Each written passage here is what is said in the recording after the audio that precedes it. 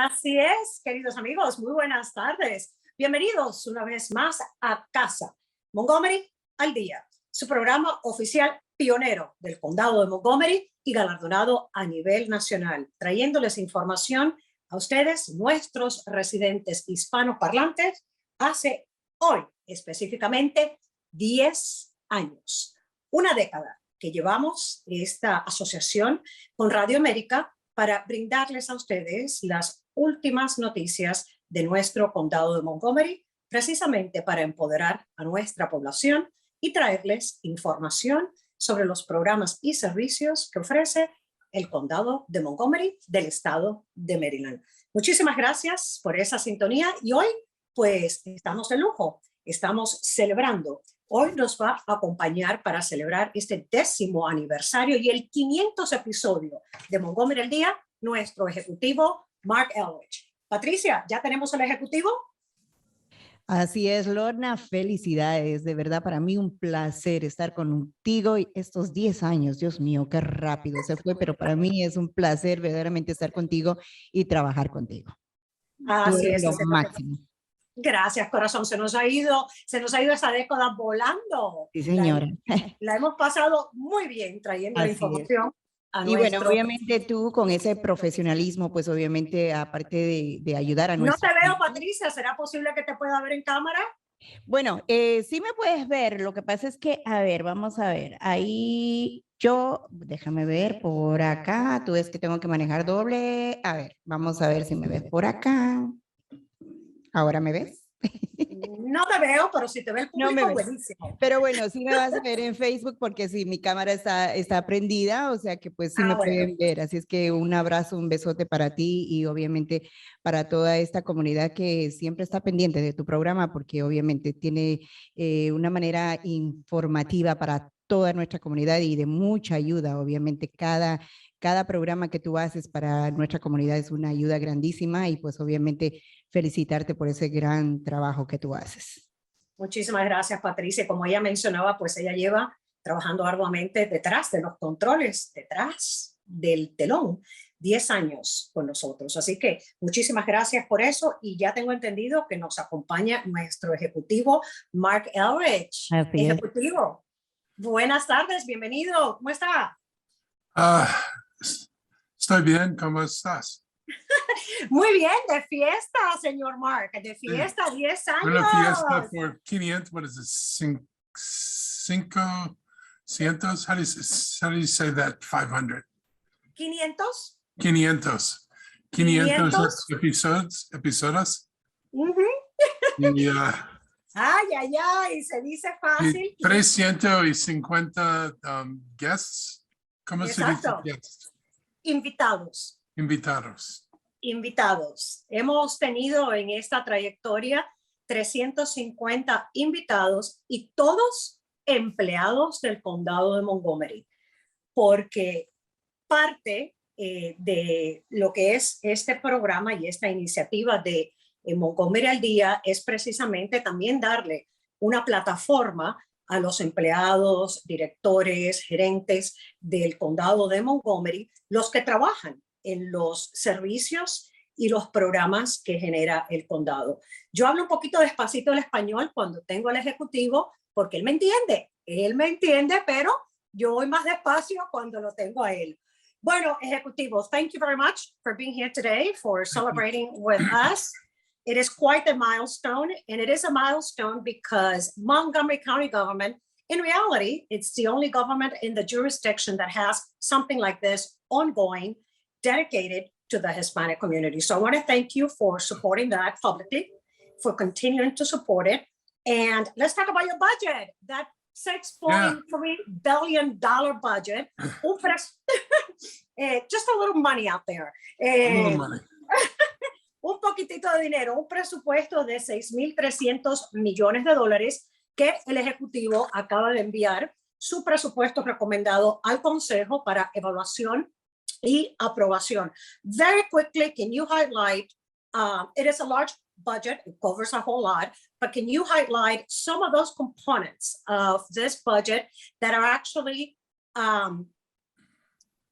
more, I don't want to use the word catering, for more specific to serve the Hispanic community? Well, there's overlap on a lot of things. For example, we did not spend the $42 million that we still have from the federal government. We did not use it for ongoing costs that the budget has, but that money is held in reserve for things like rental assistance and small business assistance. And those are two things that we know play a big role in the Hispanic community, as well as the need for food assistance. The most vulnerable during the pandemic had been the Hispanic community and the African-American community. So we have Let me go ahead and significant translate that. resources. No, Let me go ahead and translate that very quickly. Le preguntaba al ejecutivo, él acaba de presentar su presupuesto de $6,300 millones al Consejo para evaluación y aprobación.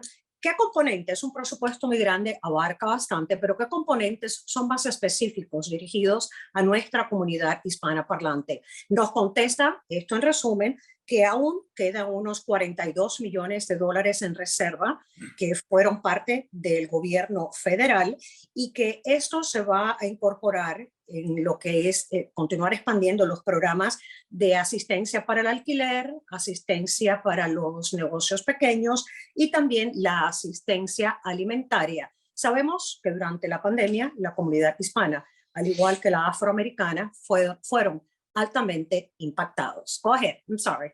Oh, yeah, that's okay.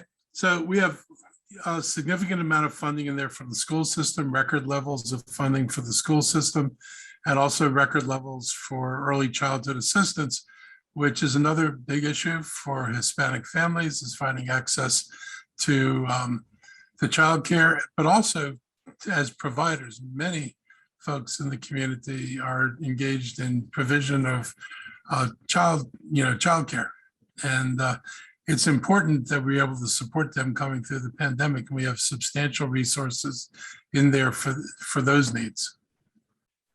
También en adición, pues sabemos que las escuelas públicas del condado de Montgomery cuentan con los fondos necesarios y también asistencia para lo que es la importancia de la educación temprana, cuidado infantil, un apoyo que ya sabemos de antemano que es muy necesario dentro de nuestra comunidad hispana.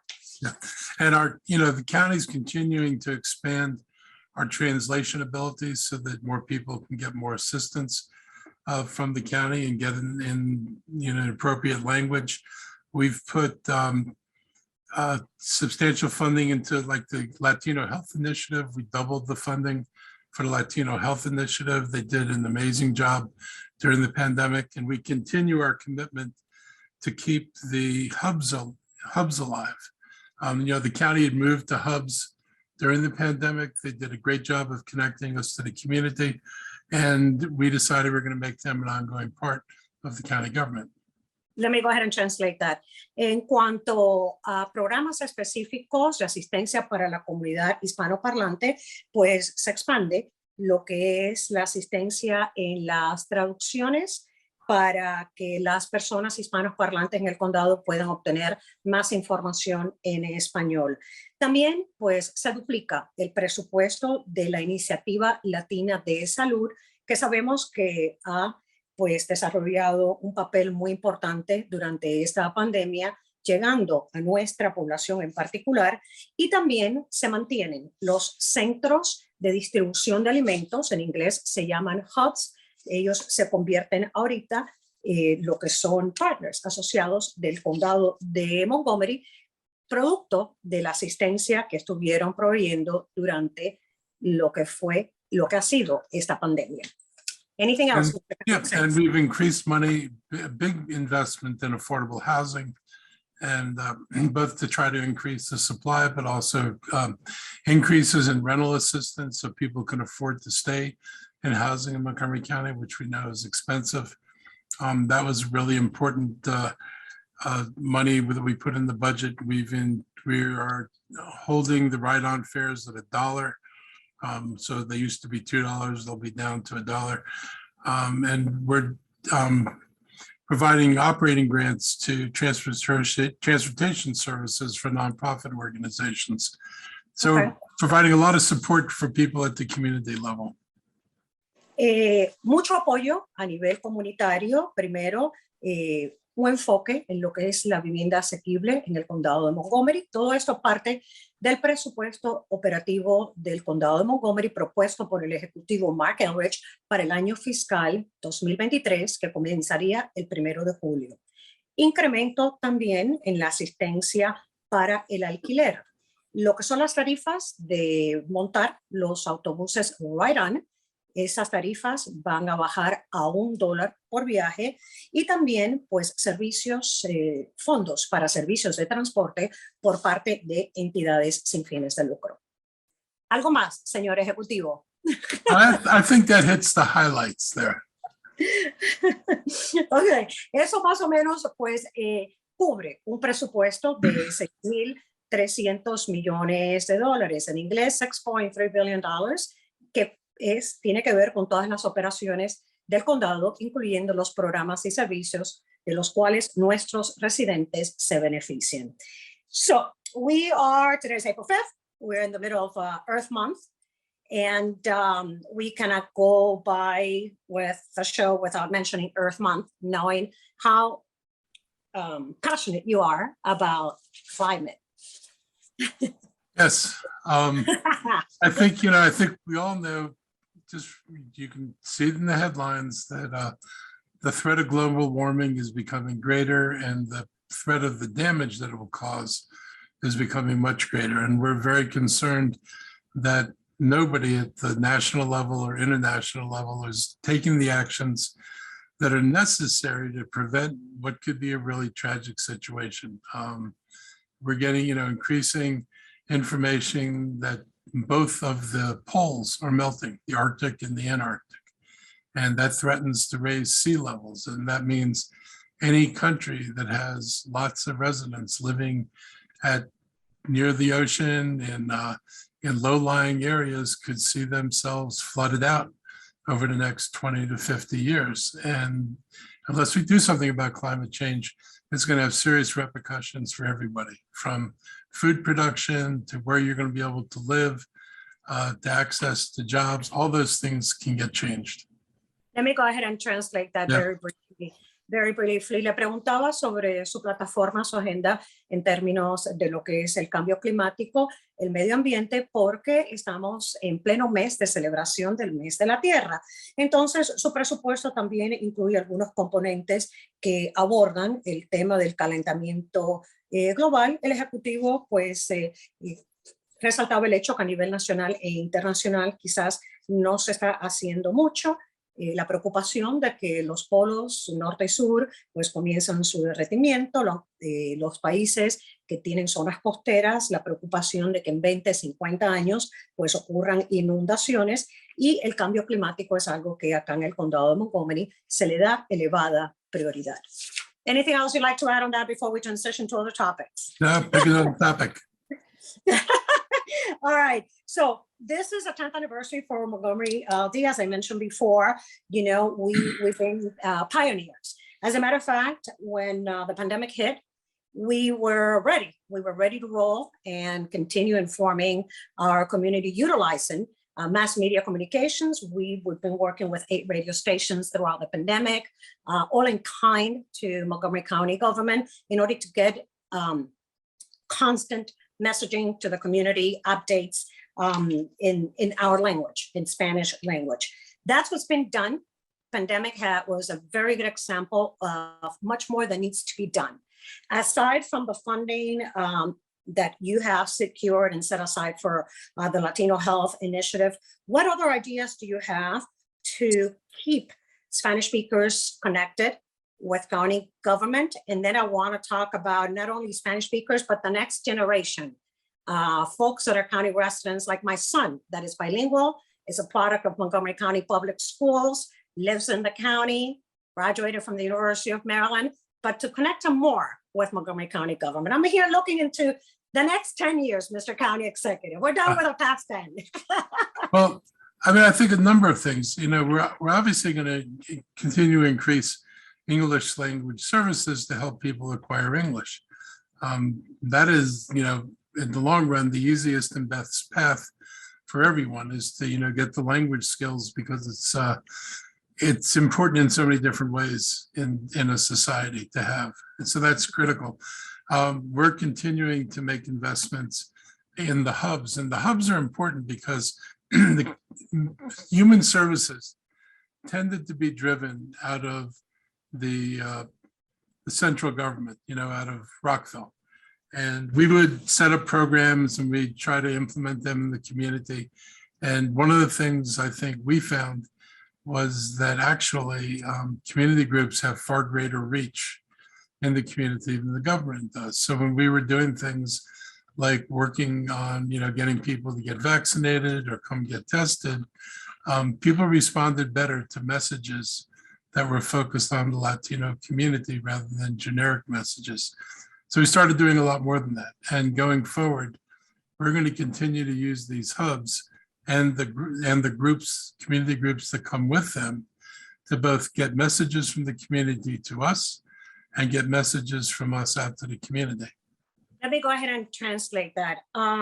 Le preguntaba al ejecutivo, hicimos una pequeña recapitulación, ¿no?, de lo que se ha hecho en los últimos 10 años, pero en miras hacia el futuro, cómo el condado de Montgomery va quizás a ser más innovador para llegar más a nuestra población en nuestro idioma. Uno de los componentes que resalta el ejecutivo es el incremento de servicios para que las personas puedan aprender el idioma inglés. A largo plazo, pues obtener esta habilidad de este segundo idioma continúa siendo una prioridad. Y lo otro es los hubs, lo que hablábamos anteriormente, los centros de distribución de alimentos que han servido para ofrecer servicios humanos durante esta pandemia. ¿Por qué?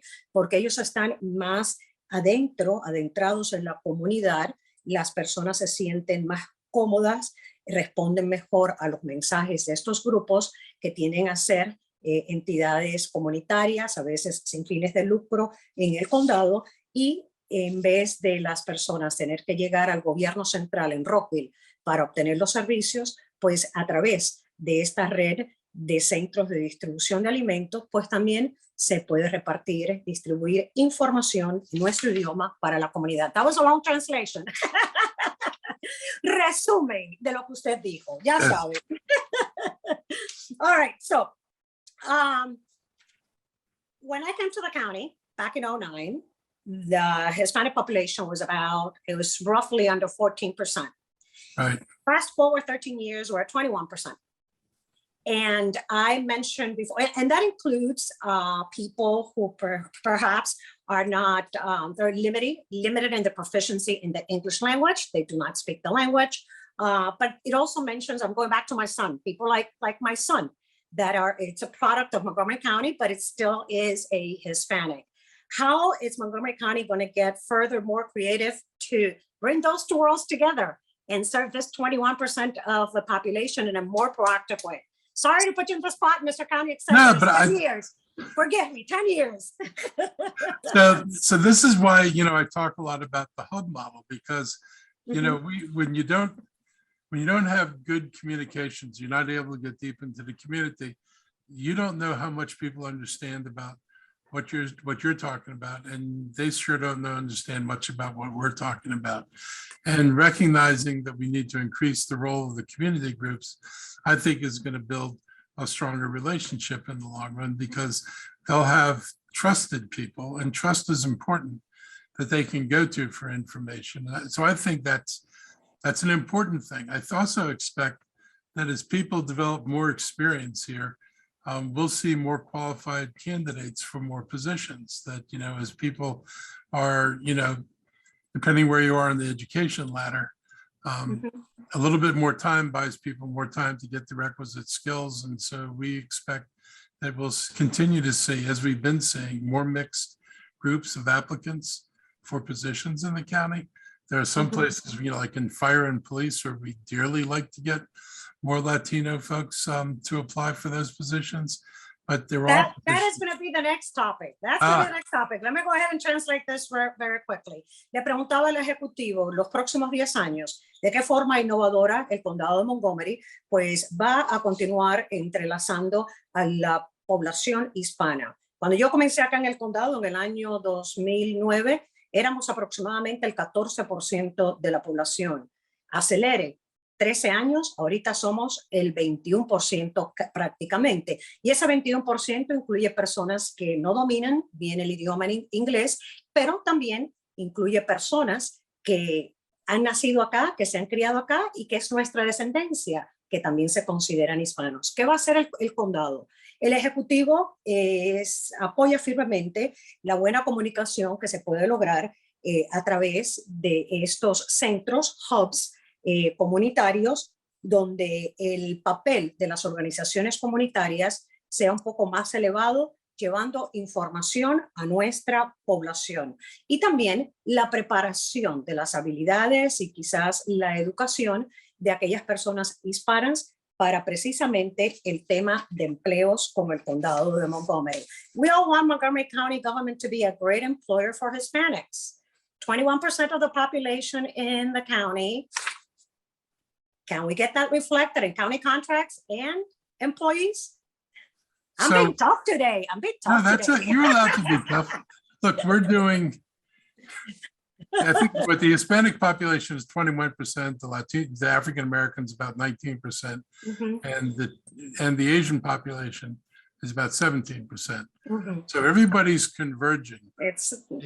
And so there are lots of different cultures here that are going to have to become part of Montgomery County. You know, I will say, you know, when you have a county where people have been around a long time in the employment, you've got a workforce that came to work in the county before the changes in demographics occurred in the county. And so the original pool of workers, or the pool of workers that we still have to large member, represents the population that existed 20 and 30 years ago. And as that changes, we expect to see changes starting, obviously, you know, and people coming on board and then working their way up as everybody else has managed to work their way up. So I'm optimistic that 10 years from now, this looks a lot different than it looks now. It's already looking different than it looked, you know, 10 years ago when I was on the council. There are more positions, there's more recognition of the need for language fluency, the fact that we have, like, you know, translation teams. These are all a big deal. So I think you're going to see this in employment here, and there's no reason to expect it won't happen. We need people, because otherwise we won't have enough people around the county government if we don't bring in, you know, more diverse workforce. The county has... Déjeme traducir, hacer un resumen de lo que usted acaba de decir. Le preguntaba, ¿no?, que somos el 21% de la población, ¿cuándo eso se va a reflejar en el condado? En 21% de empleados quizás hispanos o los contratos del gobierno. Resalta el Ejecutivo que las tasas, los índices y los porcentajes de minorías en el condado, al igual que los hispanos, es bien elevado con la comunidad asiática y la comunidad afroamericana. En realidad somos un majority county. ¿Cómo eso se implementa que refleje la fuerza laboral? Hace unos años atrás, la fuerza laboral que existe o ha existido en el condado representa lo que era el condado en ese momento. Mientras vamos avanzando, el condado está haciendo lo pertinente para emplear más grupos minoritarios y, de hecho, también el reconocimiento de la unidad, before I forget, de una unidad nueva de traducciones del condado que no solamente incluye nuestro idioma, incluye otros idiomas más hablados en este condado de Montgomery, precisamente para representar a nuestra comunidad. You said a lot. I think I captured just a little of what you said. Hopefully people understand when you speak in English, and I know they do. I know some people do. Exactamente, exactamente. Ejecutivo, desafortunadamente el tiempo se nos va volando. You and I can sit and chat for a couple hours. Yet, we have about 5 minutes, and there's something very special from the bottom of my heart that I want to do.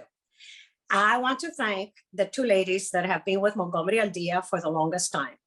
Throughout this 10 years, 350 guests, and 500 episodes, we have had an amazing team from the Office of Public Information that have been supporters of this particular product. Tracy O'Connor, who is the cable manager. We've had Andrew Dustin, who was the photographer with me going to the studio for the first 8 years of the show. We have had Michael Bruin, who retired from county government. He was a producer. But we have two ladies that been throughout, even through the pandemic. And I want you to thank them for me, okay? We have Patricia Valverde. She is behind the controls in the control room in Radio América. 10 years doing this with us and for us. And Patricia, if you have camera, please turn it on. I am on camera. Okay, buenísimo. And Joel Moderman, que Joel, she's the editor at the Office of Public Information. Joel is not a Spanish language speaker, English language. She's learned a little bit Spanish editing this show, and she's been amazing, just wonderful. Her attitude, Mr. Executive, please, it's been incredible how she's really hugged this project to make it what it is today. So that's why we're here today, because all the people that I mentioned before, but also because of these two magnificent two ladies who have been with us through the pandemic, trying to make this product as innovative as possible. So I'm gonna leave it to you so that you thank them before we say goodbye. So I do want to thank you and, let you know, because I've, other than COVID, I was coming up to do these sessions over at the radio station. And you all have always been gracious and helpful and engaged. And it's been a pleasure to work with you all these years. And I hope you're here another 10 years. I think, it's got to be an interesting job because, you get to meet people far more interesting than me. In a wide range of things that, occur in people's lives. And it seems that, being in that station with the kind of people you're able to bring in there has to be really rewarding and intellectually interesting.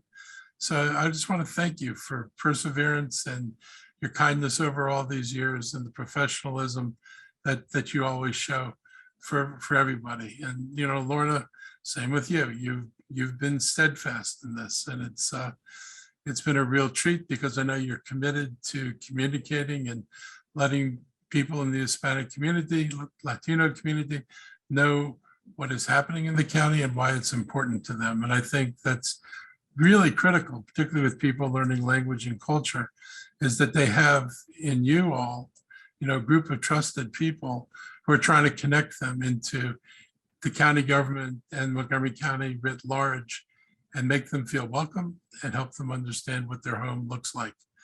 So you play an important role in our integration. This is why I'm so happy to come in onto your show, because I feel like you help get messages out. And, there are times that I've been on there and talked about, things that people were afraid of. It was good to have the opportunity to use this venue to bring comfort to people who needed comfort. Yeah, let me go ahead and summarize some of that.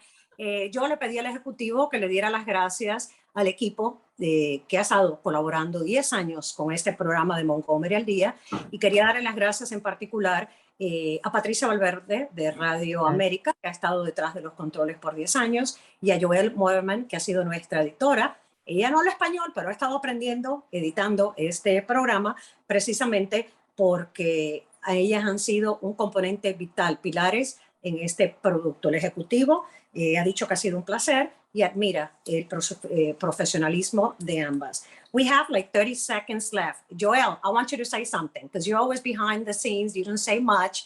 You are a shy, quiet, beautiful woman. And I want you to say something very quickly. Well, I just want to say it's such an honor to work with you, Lorna. I think this has been a wonderful outlet to reach out to the community and let them know about all the different departments and programs that Montgomery County has.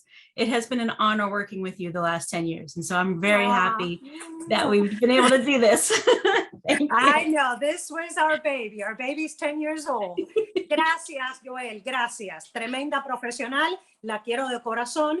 Ella ha estado, como dije, aprendiendo un poquito de español, editando nuestros programas de Montgomery al Día. Y se trata de eso, de trabajar en equipo, de trabajar enseñando el profesionalismo que tienen muchos de nuestros colegas y agradeciendo. Patricia, ya hablaste al principio y ya sé que me quieres sacar del aire.